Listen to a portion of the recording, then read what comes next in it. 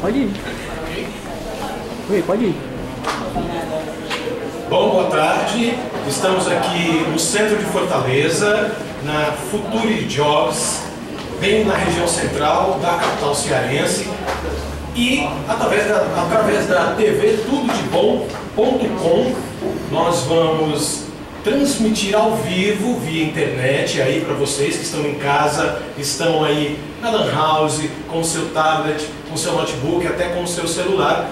Todos vocês vão poder acompanhar a nossa aula de marketing, que vai ser transmitida, repito, ao vivo aqui da Futuri Jobs no centro de Fortaleza. Estamos aqui com a sala lotada, repleta de alunos, e eu vou convidar o diretor da escola, o Juarez, o professor Juarez Lima, para introduzir a nossa aula de hoje, algo que é muito especial para todos nós. Professor Juarez, por favor, uma salva de palmas.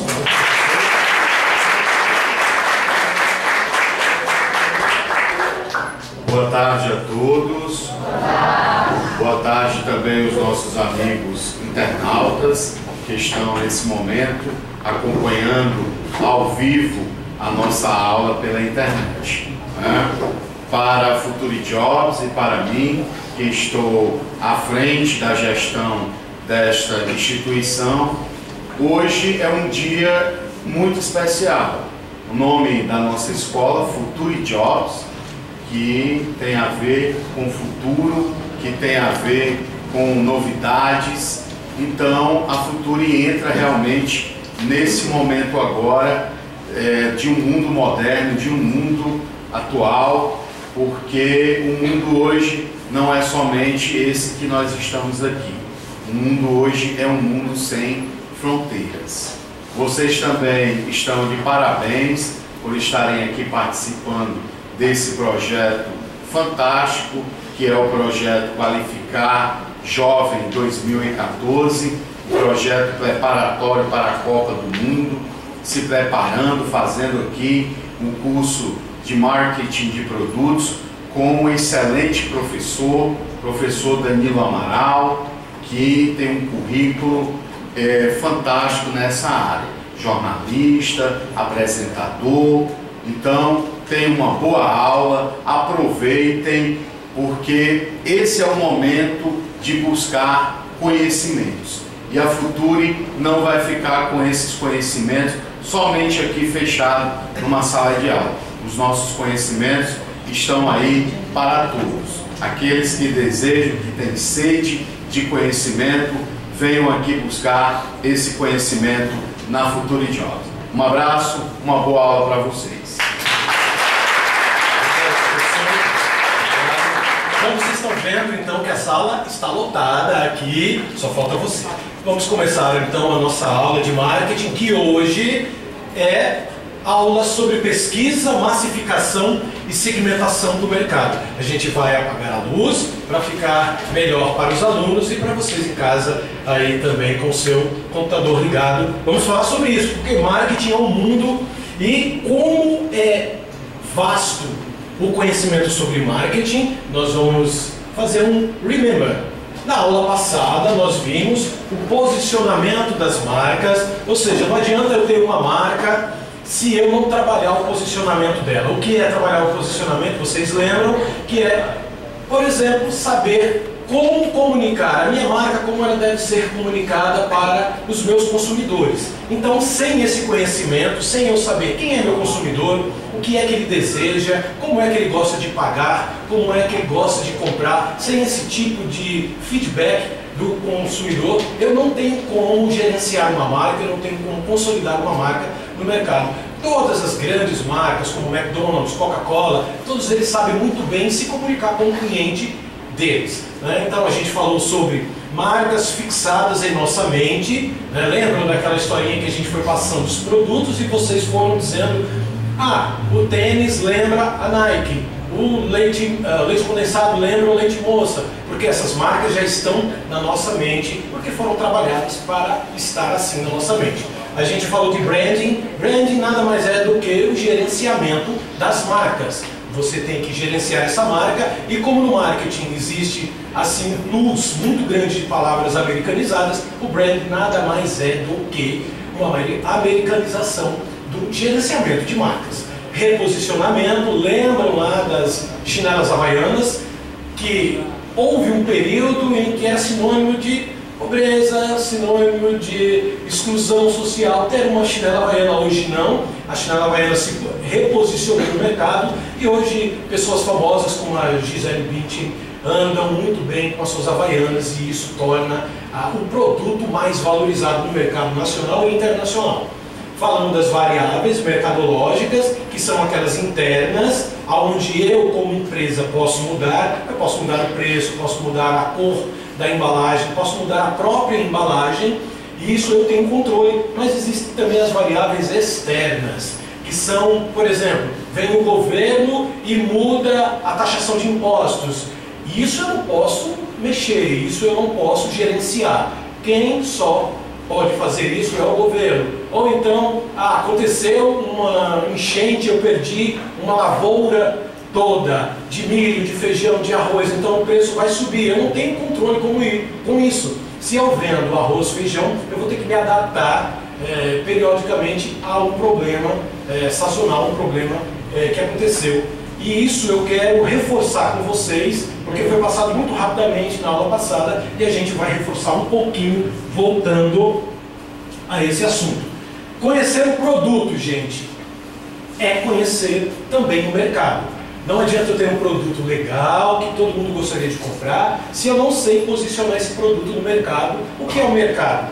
Os consumidores, tá certo? Então, lembra que eu falei das variáveis internas, tudo o que forma o produto, o serviço, a marca. As variáveis internas podem ser controladas com o formato do produto, o preço do serviço, a distribuição que é feita. Isso eu posso controlar. Se eu fabrico tênis, eu posso mudar o preço do tênis, eu posso mudar o designer do tênis, eu posso mudar a forma de entrega desse tênis, pode ser pela internet, pode ser pelo Sedex, enfim, eu posso mudar, eu posso gerenciar isso, porque são as minhas variáveis internas. Agora, as externas, essas eu não posso mudar, exatamente porque estão fora da alçada da minha empresa, eu não tenho controle. Quais são então? Vamos lá, as variáveis externas não são controladas pela empresa, apenas monitoradas e estudadas e previstas. Eu posso prever o que pode acontecer, mas eu não posso mudá-las. Por exemplo, demográfico é uma variável externa e quem tem um produto no mercado acaba sofrendo também com essas variáveis. Demográfico, novos hábitos da população, novos grupos, padrões de vida, geografia da cidade. Explicando melhor, novos hábitos. A internet, por exemplo, é ou não é um novo hábito? Algo que está começando cada vez mais forte, mas é um novo hábito. Quando, há poucos anos atrás, a gente usava máquina de escrever para redigir um texto, por exemplo. Hoje nós usamos o computador. Mudamos de hábito. A empresa, lembram da Olivetti? Talvez vocês não lembrem, mas a Olivetti era uma grande produtora de máquina de escrever. Só que ela não se atualizou, não previu a mudança de hábitos. E aí a Olivetti desaparece do mercado, porque simplesmente não se ligou que a nova população dos anos 90 e daí para frente não iria mais querer escrever com uma máquina, e sim com um teclado de computador. Então são variáveis que a Olivetti não pôde mudar, mas ela poderia ter previsto, tá certo? Para frente. Econômico é uma variável externa também. Situação econômica do país. Olha, se mudar a situação econômica de uma hora para outra, Deus o livre, acontece que todo mundo perca o emprego, a metade da população está desempregada, como é que essa população vai consumir? Então, se eu tinha algo para lançar no mercado, um produto muito legal, mas eu não vou lançar. Ou se eu lançar, eu posso perder muitas vendas, porque aconteceu uma situação catastrófica na economia do meu país. Eu posso controlar isso? Não posso, mas eu posso prever. Eu posso estudar mecanismos que me digam, olha, a coisa não está boa economicamente. Vocês estão assistindo o que está acontecendo na Europa. Né? A Espanha, por exemplo, 26% da população está desempregada. Como é que está a economia lá? Difícil, né? Muito difícil. Então são variáveis que eu não mudo. Natural, matérias-primas, custos, poluição, leis ambientais. Ora, pode surgir uma lei que me proíba de construir uma fábrica em determinado local onde eu já comprei terreno, né? Já contratei construtora, só que a lei mudou. E aí? Eu deveria ter previsto, deveria ter estudado melhor o caso, uma variável externa que eu não consigo mudar. Isso veio de cima, é uma lei, eu tenho que respeitar. Tecnologia também é uma variável. Modernidade, atualizações, oportunidade e pesquisa. Mais uma vez, a questão da tecnologia do computador e da máquina de escrever.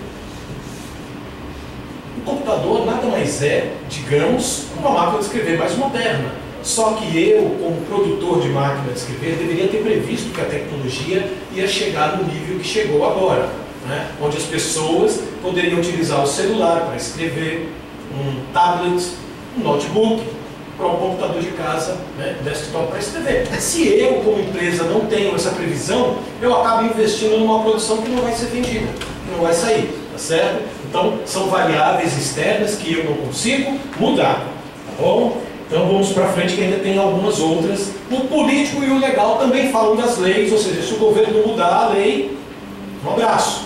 Né? Se mudar a lei, por exemplo, de impostos, vai encarecer o meu produto, eu previa vender X, vou vender menos X. Né? Então é algo que eu tenho que prever como empresa. O marketing, o departamento de marketing tem que estar ligado nisso, o que está acontecendo na sociedade, para que não haja perdas de venda. Sociocultural, consumo, adolescentes, crianças. Lembram que eu falei para vocês nos anos 50, que a gente viu até aquela apresentação de rock and roll? Até os anos 50, o mercado não estava nem aí para o jovem, para a criança, para o adolescente, porque eles não consumiam. Então, se não consome o mercado, a pouco se lixando. Mas, quando apareceu a revolução do rock and roll, eles viram que os jovens, poxa, os jovens também podem comprar roupas, os jovens também podem comprar, por exemplo, na época, né, discos, ir a shows. Então é um público novo que eu tenho que prever. Está aí, consumo de adolescente, uma mudança sociocultural. Então são mudanças que acontecem no departamento de marketing, tem que se utilizar delas para vender produtos e serviços. Concorrência, claro, eu tenho que ficar de olho na concorrência, é uma variável externa que não muda. Pode vir uma empresa de fora concorrer comigo, e essa empresa mais moderna, né, com uma maior capacidade de produção, acaba ganhando o meu mercado, e eu tenho que ficar ligado no que está acontecendo na concorrência. Uma variável que eu não posso impedir de um concorrente vir para cá, ou seja, uma variável que não muda para mim, eu não tenho como mudá-la. Consumidores e clientes. As suas necessidades e desejos, comportamento. Quer um exemplo? As pessoas, os mais gordinhos, né? Existia até certo ponto, até certo tempo, no mercado, um grande preconceito sobre o número de calças, de vestidos, de ternos para as pessoas mais gordinhas. Então, é um público que, se eu tiver de olho aberto, são pessoas que trabalham, que têm dinheiro para gastar, que têm dinheiro para investir na sua aparência, podem comprar roupas da minha loja, que é especializada em pessoas mais gordinhas, os obesos. Então eu vou vender para esse público que está louco atrás de números maiores para serem comprados. Então eu, departamento de marketing, vou aproveitar dessa variável externa que eu não consigo mudar, porque a população está aí, existe uma porcentagem grande de pessoas com números maiores, né? E eu, como departamento de marketing ligado, vou aproveitar, poxa, vamos fazer também roupas de números maiores, vamos montar uma loja para atender esse público especificamente. Vou arrebentar de vender. Né? E os fornecedores, eu tenho que ter um trato muito interessante com os fornecedores, porque depende muito o meu atendimento deles, dos fornecedores, que podem, por exemplo, atrasar uma entrega e eu acabar ficando mal com o meu cliente. Vamos fazer um exercício de observação rapidinho aqui.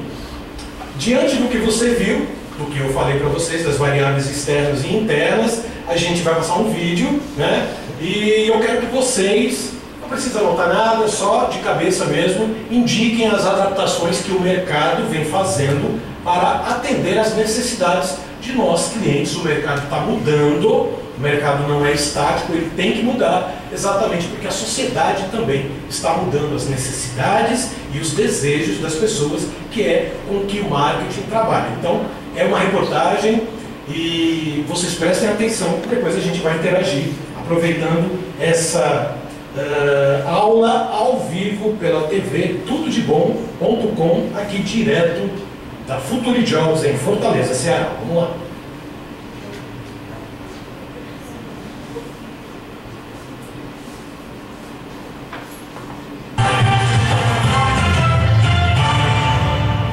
A economia brasileira comemora a ascensão de uma nova classe média. Assim são definidos os milhões de pessoas que passaram a ter acesso a um patamar superior de consumo. Começando hoje e terminando na sexta-feira, vamos exibir uma série de reportagens sobre os hábitos de um pedaço da população que virou alvo de grandes empresas em vários setores. As reportagens são de Ernesto Palha.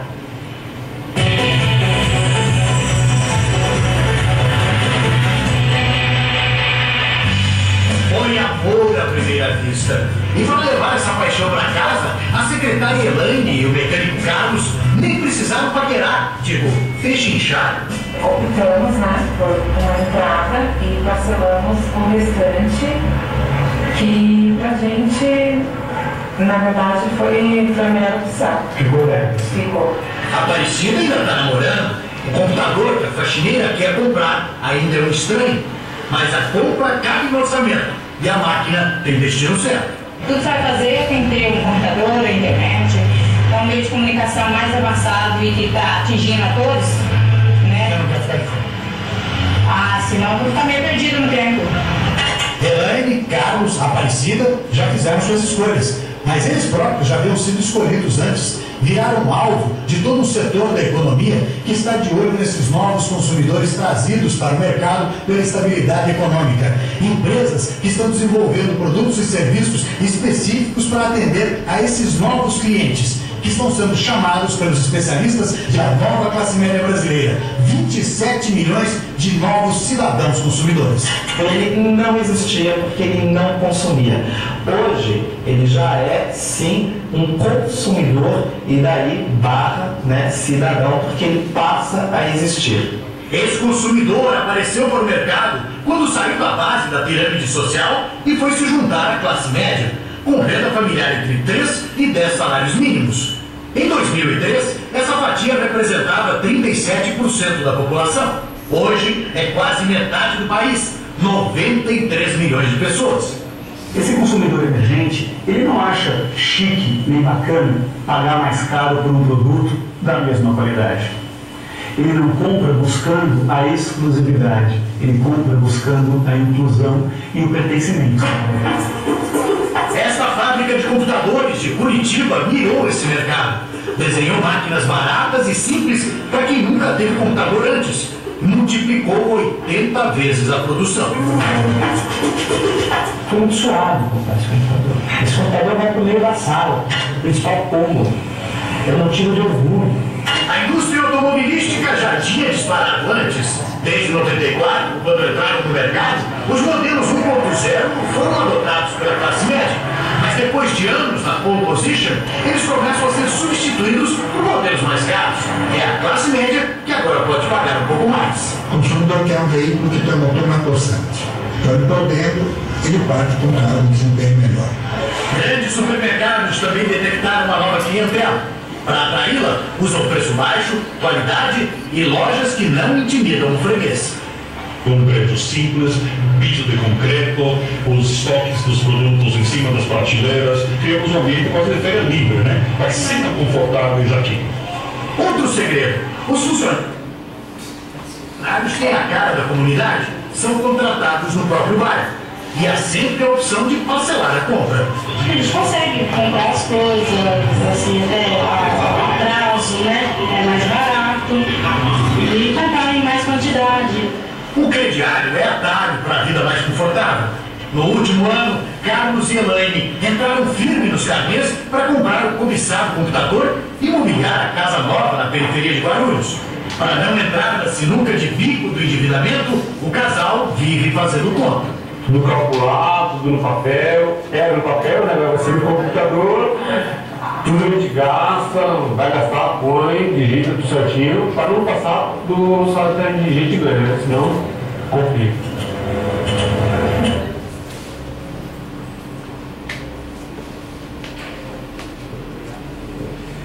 Legal, gente. Vocês viram que o mercado não é bobo nem nada.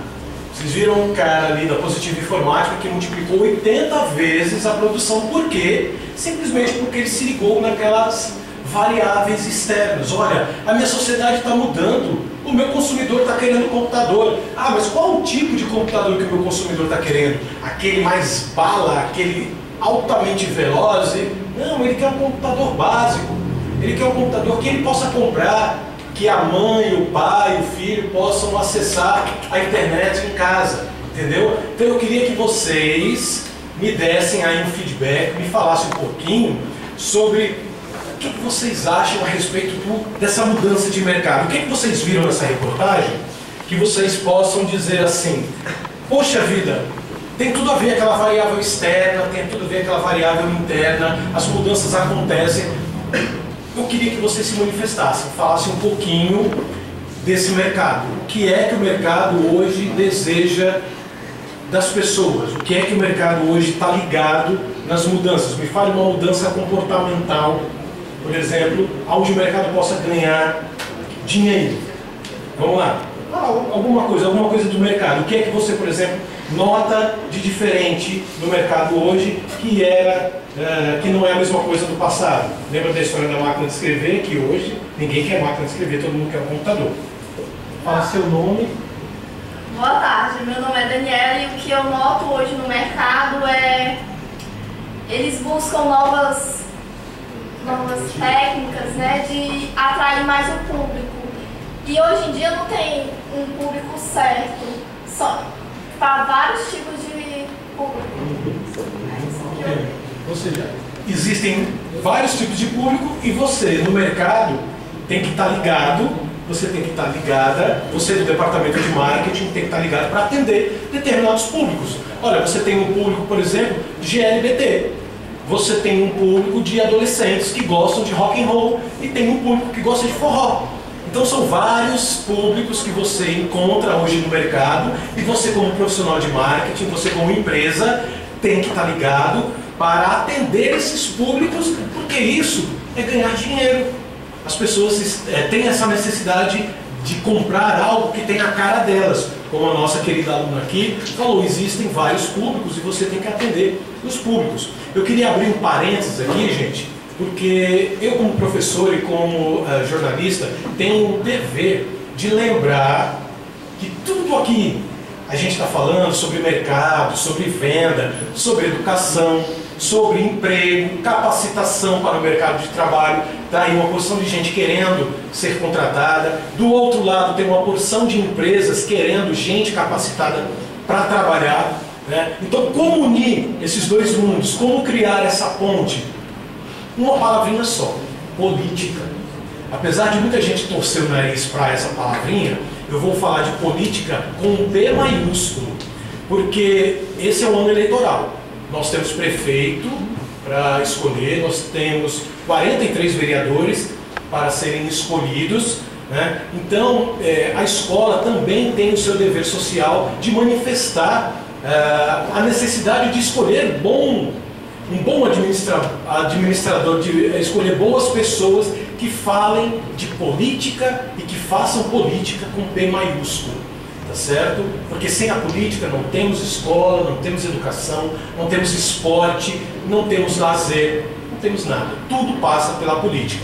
Então eu gostaria de convidar um professor também, que teve uma atuação ímpar na Secretaria de Esportes aqui da Prefeitura de Fortaleza, né? Gostaria então de chamar aqui à frente o professor Evaldo, por favor, Evaldo Lima, que vai falar exatamente essa política que eu estou dizendo, política com P maiúsculo, sociedade, educação, esporte, que é a necessidade de todos, e nós temos que escolher as pessoas que vão nos representar ao longo dos próximos 4 anos, certo?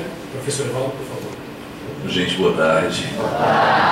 Vou fazer um registro aqui da imensa alegria de vir aqui no Futuro de Jovens, olhar pelos olhos de cada um de vocês, poder olhar nos olhos de cada um de vocês e saber que a gente tem um sonho de projeto pessoal, de engrandecimento intelectual, de engrandecimento profissional, mas também um sonho de uma cidade melhor. Agradecer aqui ao convite do professor Danilo, ao professor Juarez Lima. A gente pensa em uma experiência boa à frente da Secretaria de Esporte de Fortaleza. E dentre algumas conquistas importantes que a gente conseguiu trazer para a cidade de Fortaleza, e é por isso, acho que essa é a razão fundamental do Juarez, da gente construir essa parceria, é que a cidade de Fortaleza vai ser sede da Copa do Mundo de 2014. Para que a gente possa dimensionar isto, gente, quando a cidade do Rio de Janeiro foi escolhida para sediar as Olimpíadas de 2016. Começam agora, acho que vocês estarão acompanhando as Olimpíadas de Londres, o mundo inteiro estará conectado nas Olimpíadas de Londres, quando o Brasil foi escolhido para sediar as Olimpíadas de 2016. Lá em Dinamarca, lá na Dinamarca, na cidade de Copenhague, estava o rei da Espanha, o rei Juan Carlos, o primeiro-ministro da Espanha, o Zapatero, o premier também, o presidente dos Estados Unidos, Barack Obama. Espanha estava o imperador do Japão, o Akihito, e estava o presidente do Brasil, o presidente Lula. E aí o Brasil foi escolhido, e a cidade do Rio de Janeiro foi escolhida para sediar. Por que será que a realização de um evento esportivo é tão importante para as economias desses países? Agora mesmo, a Inglaterra, eu estive na Alemanha, passei alguns dias, passei 15 dias na Alemanha para discutir o que os alemães tinham a nos dizer sobre a experiência da Copa do Mundo. Eles realizaram uma experiência que foi muito exitosa, que foi a Copa de 2006. Aí foi a Munique, Stuttgart, Berlim e Frankfurt. E o diálogo foi muito bom, com a juventude, com a capacitação, com o voluntariado, com a projeção da cidade. Eu ficava falando para os alemães do ponto de vista da autoestima, né? A importância da autoestima. Os alemães eles ganharam uma Copa do Mundo em 1954, logo após a Segunda Guerra Mundial. Para muitos alemães, aquele foi o marco da recuperação do país. O país tinha saído desconstruído na Segunda Guerra Mundial. Na final desta Copa de 54 era a Alemanha e o time da Hungria. O time da Hungria, a seleção da Hungria. O que gosta de futebol aí, meu amigo tricolor, qual é teu nome? André, o time da Hungria era uma coisa fabulosa. Fazia vários anos que a Hungria não perdia para ninguém. Foi para a final contra a Alemanha, jogando pelo empate, fez 2-0 na Alemanha. E no final a Alemanha fez a virada, ganhou de 3-2, você sabe, né, André? Foi campeão da Copa de 54. Para os alemães, aquilo foi um marco para a recuperação do orgulho, da autoestima daquele país. A gente fica pensando também qual a imagem que vocês têm dos alemães, a imagem meio dura, né? A imagem típica de um alemão é um cara que não é simpático, não é alegre, o alemão é um cara muito fechado. Na Copa do Mundo de 2006, os alemães diziam que aquela Copa que a Alemanha era um lugar de se fazer amigos. Alemanha, Copa de se fazer amigos. Isso melhorou extraordinariamente a imagem da Alemanha para o mundo naquela Copa. Na Copa passada, a Copa da África do Sul, aqui em Fortaleza a gente teve uma experiência muito legal. Eu até conversei com o Juarez para pedir qual era a opinião dele. O Juarez é um camarada, não é só meu amigo não, é meu irmão, é meu parceiro, e a gente tem muitos projetos juntos aí mesmo, especialmente no que diz respeito à qualificação da juventude. E eu perguntei ao Juarez se a gente não podia fazer ali no aterro da Praia de Iracema, talvez vocês se lembrem, enfim, há 2 anos atrás, 3 anos atrás, fizemos uma experiência de fanfest, que a Copa do Mundo não era apenas os jogos nos estádios, mas o encontro da cidade, dos cidadãos da cidade, com locais representativos da cidade. Aí montamos um imenso palco contratamos algumas bandas importantes, alguns cantores importantes e colocamos uns telões lá na praia de Iracema. Foi o lugar mais animado da cidade de Fortaleza na última Copa do Mundo, né? A Copa de 2010, a Copa da África do Sul. Pena que a gente perdeu aquela Copa, não era nenhuma, lá para o time da Holanda. Mas foi algo extraordinário, porque quando a gente vivenciou aquela experiência, nós acabamos conseguindo fazer com que a FIFA, e não foi fácil, que a FIFA topasse fazer a FanFest no aterro da Praia de Iracema. Então, durante a Copa, vocês têm uma ideia do que significa isso, gente? Para marketing, para turismo, para a juventude mesmo. Durante a Copa do Mundo, a audiência acumulada é de 30 bilhões de pessoas. São 30 bilhões de pessoas ao longo dos Jogos da Copa do Mundo. Você imagina uma audiência, a projeção da cidade de Fortaleza para 30 bilhões de pessoas. Talvez alguém aqui esteja pensando, mas espera lá, a população do mundo é algo em torno de 7 bilhões. É a audiência acumulada ao longo dos 30 dias do evento. A expectativa é que só a cidade de Fortaleza receba em torno de 300 mil turistas estrangeiros. Tem uma possibilidade extraordinária. Eu sei que, do ponto de vista de investimento, só em Fortaleza, os investimentos chegam a aproximadamente 7 bilhões de reais. Recursos para o Prodetur, por exemplo, a requalificação de vários espaços públicos da cidade, inclusive o centro de Fortaleza, que está muito deteriorado. O que eu estou colocando para vocês é o seguinte: existe uma janela de oportunidade, existe uma bela janela de oportunidade para a cidade de Fortaleza, para a juventude. É preciso que a gente tenha a juventude capacitada, gestores capacitados, gente que faça a grande política mesmo. Não existe alternativa fora da política. Às vezes a gente se desencanta, se angustia tanto. Não existe alternativa fora da política. Fortaleza, vocês sabem bem disso também. Fortaleza hoje é o principal destino turístico do Nordeste, é o terceiro principal destino turístico do Brasil. Uma cidade que vive um momento especial, mas uma cidade tão desigual. Uma cidade, os sul-africanos vivenciaram uma experiência terrível, que foi a experiência do apartheid.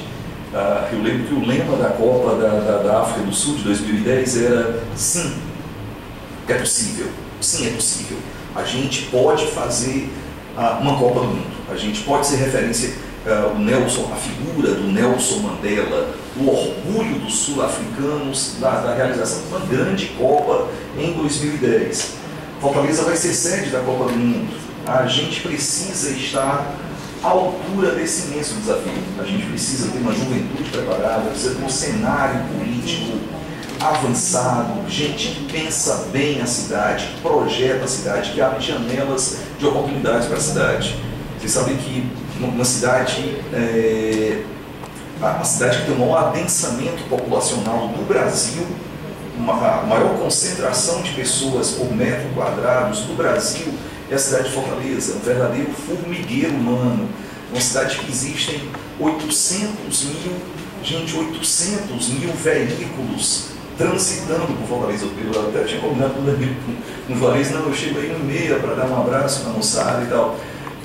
Mas o trânsito nem permite, né? O trânsito insuportável, gente, 800 mil veículos. Você pega algumas experiências de cidades, de como há diálogo do metrô, ciclovia, ciclofaixa, bonde, priorizar transportes públicos. A minha expectativa, a expectativa do Juarez, a expectativa do Danilo, a expectativa de cada um de vocês, eu imagino que seja esta, é que Fortaleza esteja à altura de realizar uma grande Copa do Mundo, mas que a gente não faça apenas aquilo que a FIFA cobra, que a gente de fato consiga construir uma cidade melhor, que a gente possa dar possibilidades de sonho para a juventude, que a gente possa ter os olhos nas estrelas, mas os pés muito firmes no chão. E para isso, gente, não tem alternativa. A alternativa é política. Fora da política é barbárie.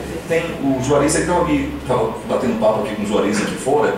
Vocês já ouviram falar de um cara chamado Bertoldo Brecht? Já ouviram falar desse cara? Alguém já ouviu falar desse camarada? Bertolt Brecht era um teatrólogo alemão, poeta, extraordinário, teatrólogo, que saiu da Alemanha quando os nazistas chegaram ao poder em 1933. Aí foi para os Estados Unidos, cineasta, fez alguns filmes legais, escreveu roteiros para alguns filmes muito, muito legais. Um cara genial. O Bertolt Brecht ele tem um poema chamado O Analfabeto Político. O Juarez disse: rapaz, fala analfabeto político para o povo. E como eu sou um rapaz disciplinado, obediente, Juarez mandou, eu obedeço. O Bertolt Brecht diz assim: o pior analfabeto é o analfabeto político. Ele não fala, não ouve, não participa dos acontecimentos políticos. Ele não sabe que o preço do feijão, do peixe, da farinha, do aluguel, do sapato, do remédio dependem de decisões políticas. O analfabeto político é tão burro que se orgulha e estufa o peito dizendo que odeia a política. Não sabe o imbecil que da sua ignorância política nasce a prostituta, o menor abandonado, o bandido. E o pior de todos os bandidos, que é o político pilantra, corrupto, lacaio de empresas nacionais e multinacionais. Não existe alternativa fora da política. A nossa geração, a minha geração, a minha do Danilo, eu acho que eu sou mais velho aqui mesmo, mas a minha do Danilo, do Juarez, a gente sofreu muito para conseguir aquilo que vocês têm hoje, que é a questão da liberdade, da gente poder debater, da gente poder discutir. Contar uma história para ti aqui, Juarez. Certa feita, eu estava chegando em casa, que a minha irmã é bem pequenininha, a minha irmã estava menor do que realmente ela é, e chorando porque ela tinha, segundo ela tinha encontrado o camarada que a torturou. Minha irmã foi presa política, foi torturada durante a ditadura militar. Ela teria encontrado o torturador, encontrado o sequestrador. Para tentar tranquilizá-la, que na verdade isso não existe mais, que esse tempo já passou e que a gente conseguiu, graças à luta de muitos de nós que pagamos com a nossa vida, com as nossas vidas, alguns dos melhores filhos da pátria, conseguimos um ambiente que hoje a gente pode de fato discutir politicamente, avançar politicamente. Acho que a gente tem um desafio imenso pela frente. Esse período aí que eu estive à frente da Secretaria de Esporte e Lazer, a gente conseguiu construir aí uma boa parceria. Espero, Juarez, que a gente avance muito mais, que a gente possa abrir espaços para estágio, para emprego, para trabalho, para oportunidade, para debate. Eu acho que em nenhum momento o Juarez cobrou mais do que isso da gente. Evaldo, o que a juventude lá do Futuro Jobs quer é oportunidade. Então a gente está aqui ao teu lado para reforçar esse tipo de compromisso. E é por isso que eu estou visitando vocês aqui hoje, pedindo esse voto de confiança e que a gente possa estar à altura dos desafios da cidade. Eu sou candidato a vereador agora em Fortaleza, nessas eleições do dia 7 de outubro. Muitos de nós aqui, isso é terrível.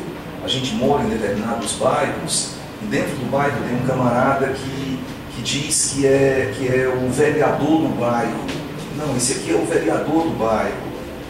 Não é vereador do bairro. Isso aí existia, gente, na época da República Velha no Brasil, quando tinha voto de cabresto, curral eleitoral, quando tinha aqueles espaços fechados e aquele camarada que faz a política com paternalismo e na verdade é ele que de fato, não, mas ele me fez um favor e depois ele acha que não está devendo mais nada a nenhum de nós. Eu estava só contar uma última história aqui. Tem um filósofo chamado Santo Agostinho. Vocês conhecem o Santo Agostinho? Santo Agostinho. Quanto mais eu leio o Santo Agostinho, mais eu sei que eu não sei de nada do Santo Agostinho, e mais eu preciso ler, mais eu preciso aprender, e enfim. Mas o Santo Agostinho falava de corrupto. O Santo Agostinho diz que corrupto é quem tem o coração rompido. A palavra corrupto quer dizer coração rompido. Quem tem um coração rompido, segundo o Santo Agostinho, se afasta de Deus. Então, corrupto é quem se afastou de Deus, quem rompeu o coração e se afastou de Deus, segundo o Santo Agostinho. Tem um outro cara chamado São Tomás de Aquino. O São Tomás de Aquino diz que a miséria corrompe e a riqueza corrompe também. Se você é miserável, você se corrompe como forma mesmo de sobrevivência. Você precisa sobreviver e acaba, sei lá, vendendo aquilo que a gente tem de mais valoroso, que é a nossa consciência. A miséria corrompe. E a riqueza corrompe também, porque se você é muito rico, essa sede de riqueza parece que ela não se sacia. A gente tem que fazer política, é a grande política. política, é apaixonar a juventude, é tocar no coração das pessoas, é emocionar as pessoas e acreditar que outro mundo é possível. Um mundo com mais justiça, mais igualdade, uma cidade mais feliz, que a gente de fato possa, quando a gente estuda história, não é só ler os livros de história, não, é que a gente seja sujeitos da nossa própria história, que a gente possa tomar a nossa história com o suor das nossas mãos e com a força das nossas consciências. Acho que vocês estão fazendo a coisa certa. A imensa maioria da moçada, da idade de vocês, no sábado à tarde, não está aqui assistindo a aula de marketing com toda a qualidade do professor que a gente tem, com toda a dedicação e o compromisso do diretor que a gente tem. Mas a imensa maioria da juventude não está com essa preocupação desses testes. Vocês estão fazendo a coisa certa, estão se capacitando, estão de fato olhando para frente. Mas eu também não aguento, Juarez, essa história. Não, a juventude é o futuro. A gente não quer o futuro, não. A gente tem pressa, a gente quer tudo agora, ao mesmo tempo já. E a gente não quer só, né, como diz a cantiga lá dos Titãs, a gente não quer só comida, a gente quer comida, diversão, arte e quer, sobretudo, possibilidades. Possibilidade de sonhar com uma cidade melhor e um futuro melhor para todos nós. Tomara que a gente esteja à altura desse desafio, tá certo? Passei aqui para deixar um abraço grande para vocês, desejar que a tarde de hoje seja muito produtiva, já será, pela qualidade do professor, da nossa escola e a dedicação de vocês, certamente será muito produtiva, tá bom? Um beijo grande, abraço grande para vocês. Muito obrigado pelas palavras e pelos lembretes. E é isso mesmo, escola, como a Futuri Jobs, é um espaço também para a gente falar não só de marketing, mas também falar de sociedade, de presente, de trabalho, de educação, tudo isso, como lembrou muito bem aqui, diversas vezes o Evaldo, não passa longe da política, gente. É política sim, tudo mexe com a nossa vida de cidadão, de estudante, de trabalhador, tudo é decidido dentro da política e é importantíssimo que a gente precise de pessoas comprometidas com isso que a gente está buscando, gente. Qualificação, trabalho, estudo, diversão, esporte. Professor, muito obrigado, Evaldo. Professor Juarez, mais uma vez, obrigado. Valeu, galera. Obrigado. Dando continuidade aqui, luzes, por favor, a gente vai voltar à nossa aula, que, como eu disse no iniciozinho, pesquisa, massificação e segmentação do mercado. Vamos lá ver o que é isso. Pesquisa, sim, pesquisa. Uma vez uma das meninas aqui da aula perguntou, mas professor, como é que eu, tendo, sei lá, uma loja, um bazarzinho lá no meu bairro, como é que eu vou fazer pesquisa? Esse negócio de pesquisa parece uma coisa muito complicada. Não é não, gente, não é não. Pesquisa, eu posso fazer uma mega de uma pesquisa durante assim um mês, contratar diversos pesquisadores, contratar um instituto de pesquisa chiquérrimo por aí e fazer uma pesquisa? Posso, se eu tiver grana para isso. Agora, se eu não tiver, a pesquisa é simplesmente perguntar. Perguntar. O que você acha da aula de marketing? Pronto, eu fiz uma pergunta. Fiz uma pesquisa. Então, gente, o que é que quer o cliente? Como é que eu vou entregar um produto? Como é que eu vou entregar um serviço para alguém que eu não sei se ele quer, se ele não quer? Como é que eu vou saber? Eu tenho que saber o que é que quer o cliente, qual a melhor forma de atender esse cliente, né? Como é que o cliente gosta de ser atendido. Num espaço onde existam jornais e revistas para ele ficar lendo enquanto ele está esperando, por exemplo, a esposa fazer uma compra? Ora, por que não? Então vamos disponibilizar isso. Eu consigo essa informação aonde? Perguntando, gente, fazendo uma pesquisa. Então o mercado, às vezes, a gente dimensiona aquilo, isso é muito difícil. Não é, é perguntar. Isso o mercado faz para saber o que o cliente quer, como atender o cliente, qual o seu desejo, qual o desejo do cliente, o que é que o cliente deseja hoje. O cliente quer um celular que, além de fazer ligações, faça tudo mais. Tire foto, filme, acesse a internet. Então eu tenho que saber o desejo do meu cliente para produzir algo. O Steve Jobs era muito bom nisso. O Steve Jobs da Apple era muito bom nisso, sacando, conhecendo o mercado, sabendo o que é que a sociedade desejava tanto. Desejo tecnologia, e não só tecnologia, eu desejo uma tecnologia bonita, um celular bonito, bem desenhado, então eu tenho que fazer pesquisas e com certeza a Apple faz as delas. O que me deixa feliz, qual, o que e como eu posso fazer tudo isso para o meu cliente através de pesquisa. Gente, estratégia é sim igual a pesquisa. Eu só posso criar uma estratégia de marketing se eu conhecer bem o meu cliente, se eu vou direcionar a minha atenção para aquele tipo de cliente que gosta tanto de tecnologia.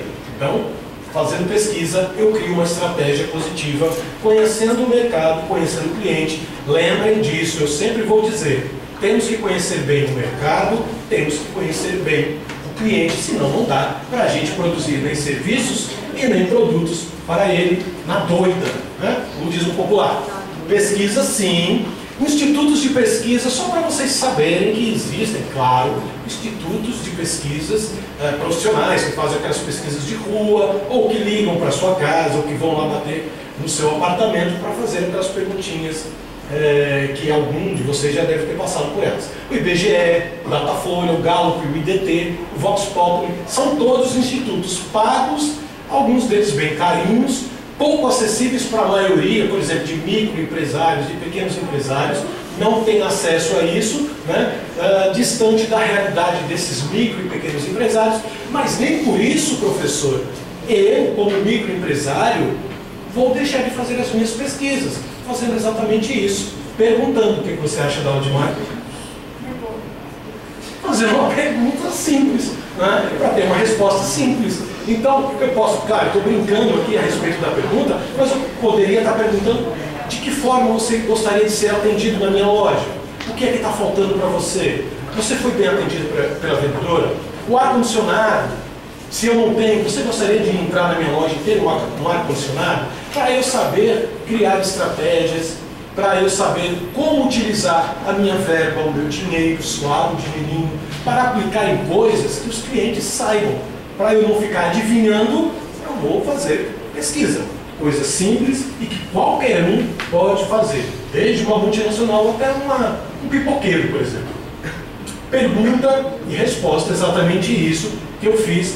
E eu falei do pipoqueiro não por acaso. Existe um case, né, de mercado que é o seguinte: numa praça, numa determinada capital aí do Brasil, existem, né, vários pipoqueiros, o pessoal vendendo pipoca, vendendo balão, aquela coisa toda de família em final de tarde. E reparou-se que um pipoqueiro vendia muito mais do que os outros.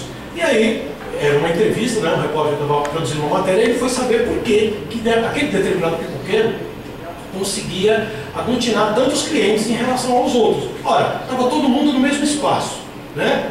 Embaixo do mesmo sol, no mesmo horário. Por que aquele pipoqueiro vendia mais? Simplesmente porque, além da pipoca que ele vendia, ele antes fez uma pesquisa, conversando com clientes, e descobriu que a maioria desses clientes, quando come pipoca, vai atrás de uma balinha de hortelã, para tirar o gosto, né, digamos assim, da pipoca na boca. E ele, além de vender a pipoca, ele dava para cada um dos clientes um saquinho com um guardanapo e com uma balinha de menta de hortelã nesse saquinho. Custava alguma coisa para ele? Pouquíssima coisa do orçamento do pipoqueiro. Mas ele vislumbrou que o mercado tinha essa necessidade e ele se utilizou dessa necessidade para poder vender mais pipocas. Ora, se você realmente precisa limpar a boca e precisa de uma balinha de menta, de qual pipoqueiro você vai comprar a pipoca? Justamente daquele que está oferecendo algo a mais, né? Então, perguntas simples, respostas simples e também uma sacada simples. Então, perguntas e respostas, pesquisa sim é possível, né, para ter um atendimento excelente, como esse pipoqueiro fazia. Ele tinha um atendimento além do normal, né? Excedeu a necessidade, excedeu a expectativa do cliente em relação ao pipoqueiro, né? Então, cliente satisfeito, expectativas superadas, pós-venda de qualidade. E aí, gostou da pipoca? Tem alguma dica de novos sabores que eu possa acrescentar na minha pipoca? Está entendendo? A atenção de uma simples pergunta, você pode mudar o negócio, vender mais. Ouvir o cliente, pesquisas internas Você pode fazer uma pesquisa dentro da sua loja, ou na loja que você trabalha, ou que você vai trabalhar. Propondo isso, você até ganha um status diferenciado. Pô, esse cara, essa menina que eu contratei, tem uma sacada de mercado que a maioria não tem. Porque ele não sabe o que ela está fazendo escola de marketing aqui na Future Jobs. Tem uma visão de mercado diferente da maioria das pessoas. Isso é saber se utilizar, gente, do conhecimento. Não adianta vocês terem o conhecimento aqui guardadinho e sair e simplesmente esquecer tudo. Não, tem que botar em prática.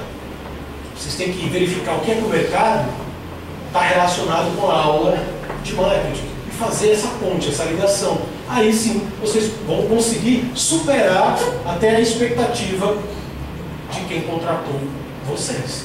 Tá bom? Pesquisas internas, colaboradores motivados e capacitados. Tem uma coisa legal que eu vou mostrar para vocês que vai ilustrar bem o que é esse atendimento além da conta. Passar para o cliente muito mais do que ele espera. São dois tipos de atendimento, o gato e o cachorro. Quem é que tem cachorro aqui? Me diz, levanta a mão aí, por favor. E quem é que tem gato? Tem gente que tem os dois, né? Os cachorros ganharam, né? Aliás, os donos de cachorros ganharam.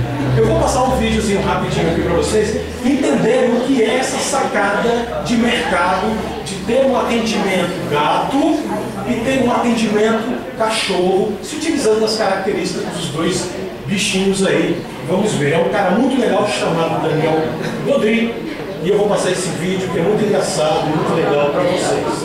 Esse cara é muito bom, vamos lá. Olha o que é um funcionário gato, com atitude gato, e olha o que é um funcionário com atitude cachorro.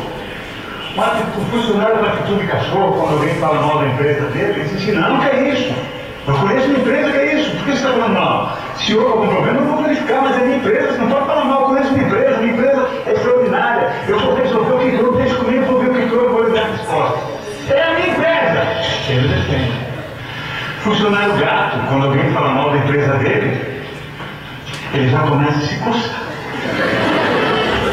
Ele começa a soçar o bicho, e falar também.